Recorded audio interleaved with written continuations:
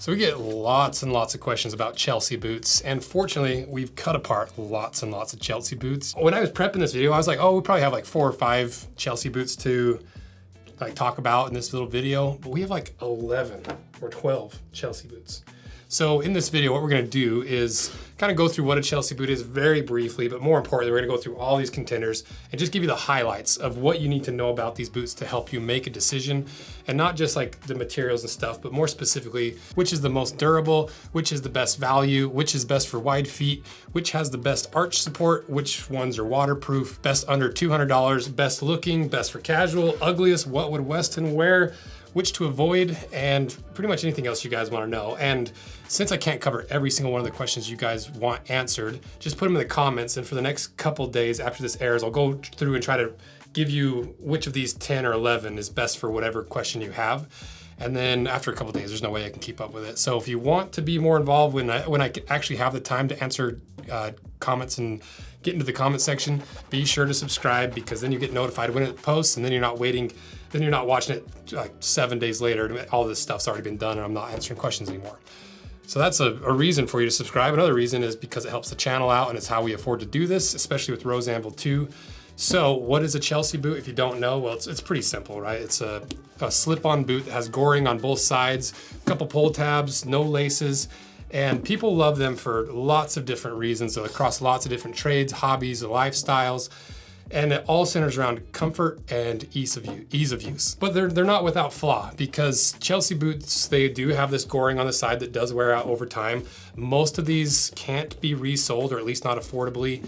If you have an abnormally small or tall instep, they're not the best option, because like for me with really small or like skinny leg with really skinny ankles and a low instep, my foot kind of flops around in them. If you have a really high instep, it can be really tight on your foot. And then just generally, they're not the most supportive boot because you don't have laces tying your foot to the boot, literally. That's kind of your brief on it. But for this video, we got 3 styles of Chelsea boots: the modern work Chelsea, the traditional work Chelsea, and more the casual or dress style Chelseas. And thanks to Bright Cellars for sponsoring this video. If you don't know who they are, Bright Cellars is a wine club that believes anybody can experience the joy of wine. They're doing this by combating snobbery of the wine industry by delivering the joy of wine outside of the wine tasting room straight to your front door. And they do this in 3 ways. 1, they help educate you on wine. 2, they help develop your taste. And 3, they make it super easy and convenient and affordable by delivering the wine straight to your front door. And if you have no idea where to begin, the beautiful thing about Bright Cellars is you can take a quick 7-question quiz, and they match you with wines all the way across the world, curated to your specific taste palette. And they have a ton of options to choose from. You can get 100+ varieties sourced from 10+ countries delivered right to your doorstep. And the cool thing is, each box comes with these little wine education cards for each bottle that tells you suggested pairings, tasting notes, best serving temperatures, and origin, so you can actually start educating yourself and developing your own palate. And they have a team that can help you with any questions you might have, and each box gets better and better as you rate the wines and tell them what you like, what you don't like, and they start dialing in your true taste and your palate. So follow the link in my description and get your first 6-bottle box, $150+ value for just $60, and thanks again to Bright Cellars. So now let's go through the tenders, starting with the modern work boots first. And just to give you some general pros, people really like this style of boot because they're comfortable, because of all the foam packed in them. They're really affordable. There's lots of different brands offering lots of different options with different protections and different features that you could choose like any of these brands and find exactly what you need. Easy to put on and off, which is a really convenient thing for people who are in and out of people's houses all the time for their trade. And that's kind of your brief on the modern work Chelsea. So first, let's look at the Ariat Turbo Chelsea. Retails for $155. It's a direct injected construction, so very strong because it's literally liquid hot foam poured into the sole construction. It fuses in every square inch, nook and cranny to make a really strong way of attaching a midsole and outsole, but that's also why it's so hard to resole. These were made in China.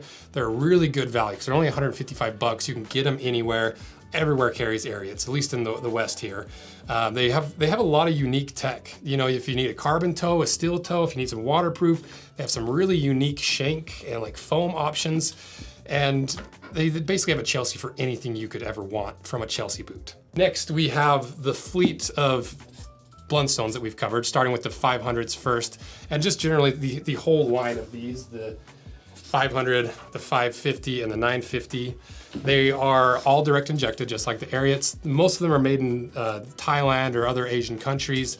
And the Blundstone 500 retails for $210. The biggest difference is it doesn't have a lining. It's not really a work boot per se, but you could work in it. It's just not made for that. Compare that to the 550 at $230. This has a little bit more of a lining. It's gonna be a little bit more warm. And I really don't know why they do two different models, if I'm being honest, because they're basically the same boot. But the 550 does have a little bit better leather. And to me, just the leather alone's worth the extra 20 bucks to get the 550s if you can afford it. Then to their actual work boot, the 990, these retail for $230. And this is a real work boot with a really strong emphasis on the comfort of a work boot. Because if you look, you've got this big slab of pour-on in the heel. You've got this nice big pour-on patch in the ball of your foot, really thick insole, lots of foam, really thick rubber outsole, so it's more durable than the TPU outsoles on the more casual 550 and 500s. And you know, you got a steel toe option, you got the rubber bumper on the toe. So it's not, I wouldn't say it's the most durable work boot in the world, but it might be up there with the most comfortable. Next to one of my personal favorites, the redbacks. And it's a favorite of a lot of people who love Blundstones, but still want something made in Australia, still made to a lot higher, or maybe a lot more durable standard. Because if you look at this, it's got a lot thicker leather. It has the same direct injected construction, but you'll notice there's a lot more foam in there compared to even the Blundstones that are packed with foam. Get this on screen for you. And one of my favorite things about this boot is it probably has the most arch support out of any modern style cemented or direct injected boot that I've ever felt. The arch is crazy in these boots. And because it's a higher quality foam, it doesn't really break down that fast. And it's topped with a pretty thick fiberboard. It's $185 and it's made in Australia. And the arch support is maybe the #1 seller for me, but it also has that thick leather. It's made in Australia. How many times have I said that? It's made in Australia, and it has very few fail points because there's not nearly as many like panels and stitching going on as the other boots, especially like the Ariats have tons of panels. So that's all the modern Chelsea work boots. So now let's look at the traditional Chelsea boots. And starting with the Nix Chelsea, and just generally these more traditional boots, they're more resolable. They're usually a lot more money. You get more leather in the construction because they're usually made to be rebuilt and like resold. And you get a lot more support, and they're just a more traditional option to the more comfortable option of the modern work boot. But there's some benefits in this that we'll kind of go over. So first, the Nix Chelsea retails for $570. It's a 270 stitch down construction with a nailed heel, made by hand in Spokane, Washington. And the toe's missing because in that video, we cut the toe off so that we could test the steel toe and show you kind of the internal structure of it. But very durable. It's far and away the most durable Chelsea that money can buy that I've seen. I doubt there's anyone else out there making a stronger Chelsea boot, because Nix is known worldwide for making some of the most, if not the most, durable boots in the world. At least that Spokane group up there, the Pacific Northwest, that's what they do. Unique leather uppers. You can choose like this more work leather. You can choose more casual leathers that are really fancy with pull up. I love these little flaps on the side here. It kind of protects the goring and allows you to I also just like the look. And maybe the biggest thing that I really like about these boots is that really high arch support and all that leather that compresses the shape of your foot. It's not squishy underfoot, but because it compresses to the shape of your foot, it's a lot more comfortable than you would assume. Is it more comfortable than the more modern work boots? I don't think so for standing all day, but there are certain cases where you might want a traditional. Next, if we look at the Danner Bull Run, because I don't have the Chelsea, but they're built in the exact same way. And this Danner Bull Run retails for $230. They are made in the US from imported parts, which means some of these components are made overseas, then they're shipped here and they're assembled in the United States. So kind of a half made in the United States. And it's impossible to know how much is made here and how much is imported. That's kind of the name of the game when it comes to this style of imported part boots. But it's a 360 construction, which makes it really easy to resole because there's no internal stitching. Everything's just flared out, so it allows you, a cobbler, for the most part, they can just pull this outsole off, glue a new one on, but if they have to resole above that, the stitching's exposed, so it's pretty easy to resole. And you know, I haven't been the nicest to Danner in the last few videos, but they do have these more work-centered boots that are a lot higher quality per dollar, and they are a very reliable boot. People love these boots. You go on any construction site and there's at least one pair of Danners, and that's because they are pretty affordable, they're very durable, and they're one of the more popular work boots out there. Next to the Jim Green Stockman that retails for $170. It's made in South Africa. This is also a 360 stitch down construction, but this has 2 layers of stitching compared to the Danner Bull Run's just single layer. Is it that much more durable? It's more durable, but is it enough to really matter? I don't think it's a make or break thing. But they're very similar to Danner's, just $60 less. They're resolable. You can get the wedge option or you can get the lugged option. And these Stockmans are built basically the same way as the Razorback, which are maybe Jim Green's most popular hiking boot style. If you have the lining, you've got a little bit of reinforcement in the insole, and it comes with an insole, but they are quite hard underfoot because you don't have nearly as much foam compared to the more modern boots. But the biggest benefit of the Jim Greens that everyone likes is this nice wide toe box.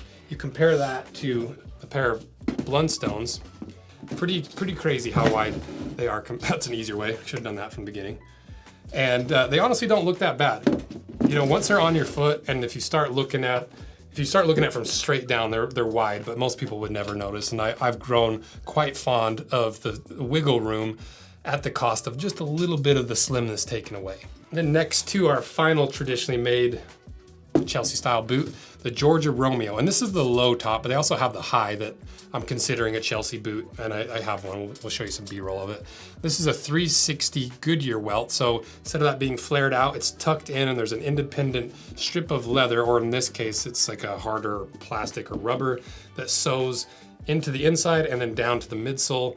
So not quite as simple as the stitch down. And a lot of people say that the Goodyear welt is a stronger construction than stitch down, and it is potentially more resolable because it's an independent welt layer rather than the upper being essentially the welt layer. And these are $133. They're made in the Dominican Republic, and it's kind of crazy how cheap these are because they're very, very affordable, and it's about as cheap of a boot that you can get that's still built in a true traditional way. Even though there's not hardly any leather in this, you still get that traditional style. You've got lots of foam on the inside, a nice fiberboard insole. I like the look of this thing. Plus you got this big bumper here that gives you some extra protection around the toe. And these are really, really popular.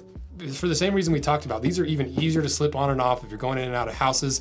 Romeo boots are maybe the #1 choice for like HVAC guys and people that are always in and out of people's houses. Even Brody's dad was in here today and he had a pair of these on and he loves them. So it's just a really popular boot, I think partially because they're only $130. And that's all of the traditional boots, but we also have some traditional in the more casual or dress style boots, because this is the RM Williams Craftsman, retails for a steep $590, 270-degree Goodyear welt, nailed heel, and it's just good materials all the way through. For $600, you better get, in my opinion, leather all the way through, because otherwise, what are you paying $600 for?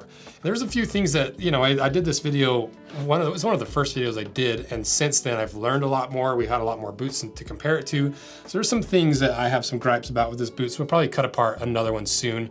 But for the most part, they're a really good boot. They're famous, especially in Australia. Hugh Jackman was a part owner for a while. They have a pointy toe.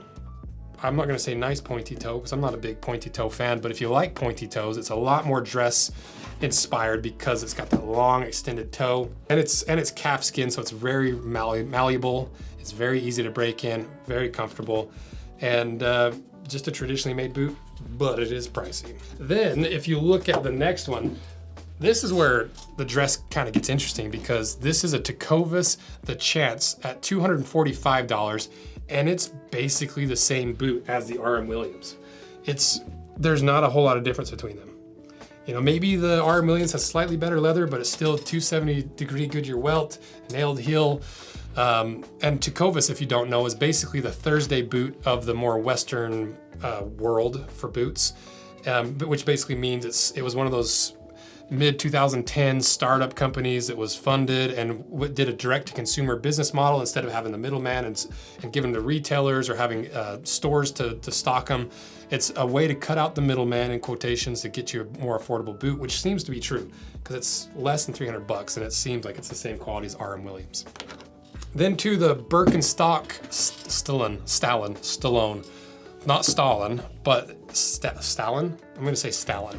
And this boot is a cemented construction, even though it looks like it has some stitching around the outside. It's a fake stitch along with that cork, which was one of my big gripes when in this video. I just don't like that false advertising angle on it. And it's not that Birkenstocks are bad boots, because it's okay leather in the upper, and I love Birkenstocks. I've got a pair of the mules. I love the cork midsole and how it conforms to your foot. There's so much I love about Birkenstock, but sometimes their boots are just lacking, and some of their shoes.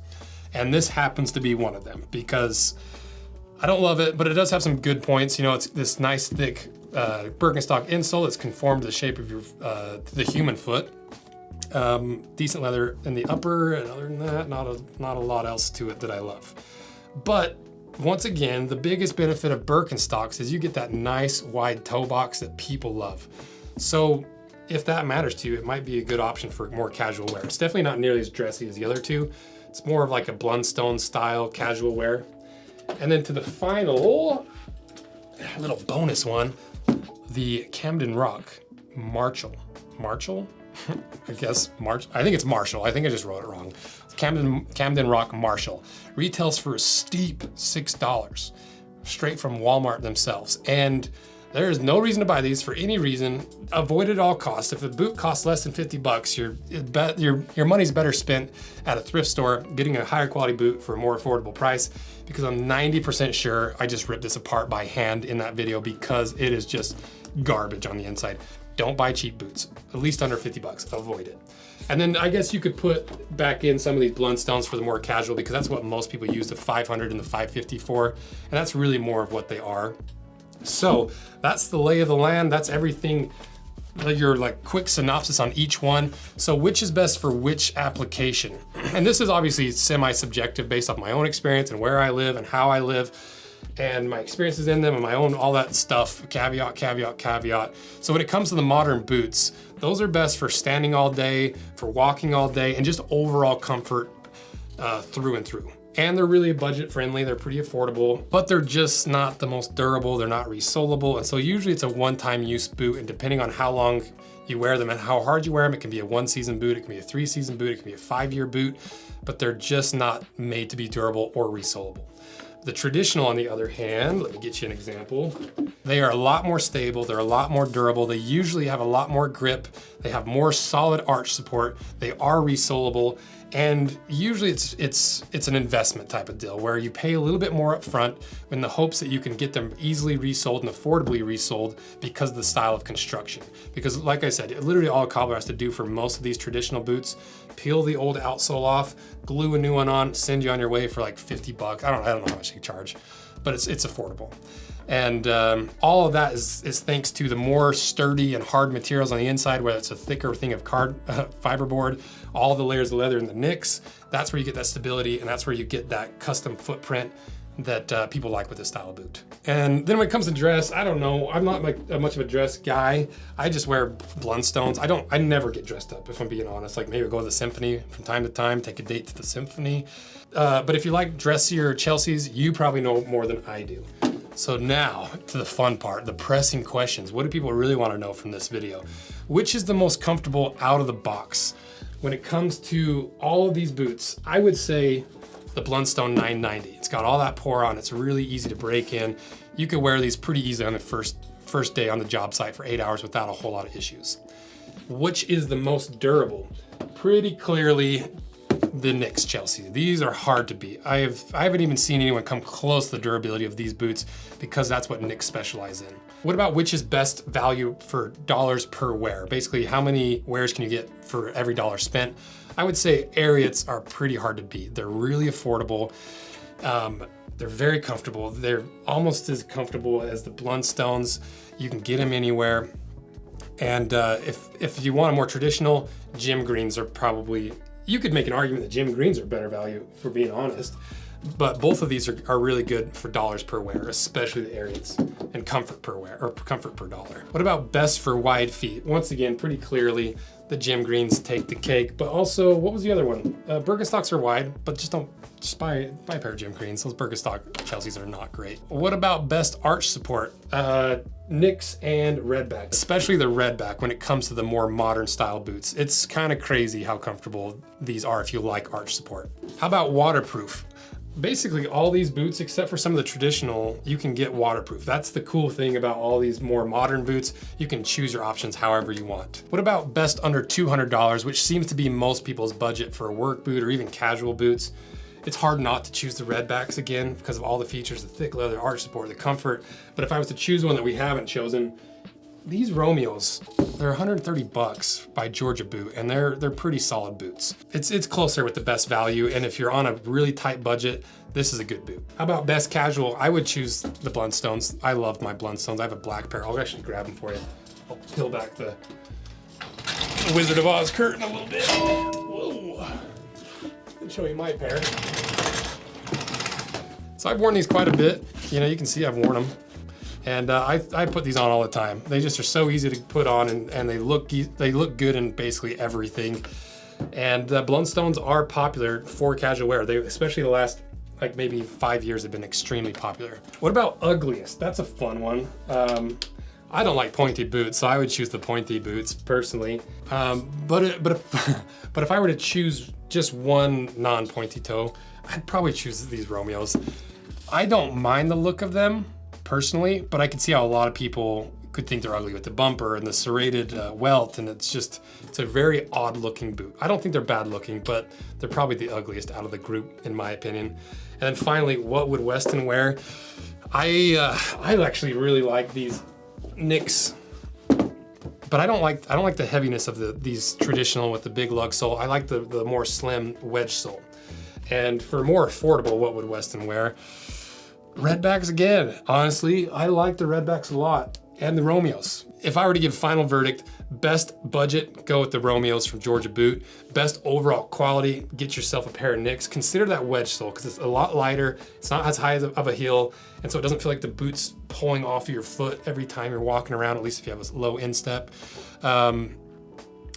Best value, Ariat's tough to beat, and best modern style, I would say redbacks.